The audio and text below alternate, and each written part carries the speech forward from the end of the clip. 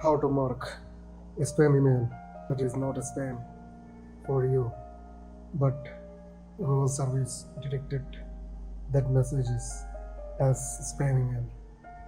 Go to the Gmail, go to the three dot line and click on spam Gmail and click on that specific Gmail that you don't want it to go to the spam Gmail.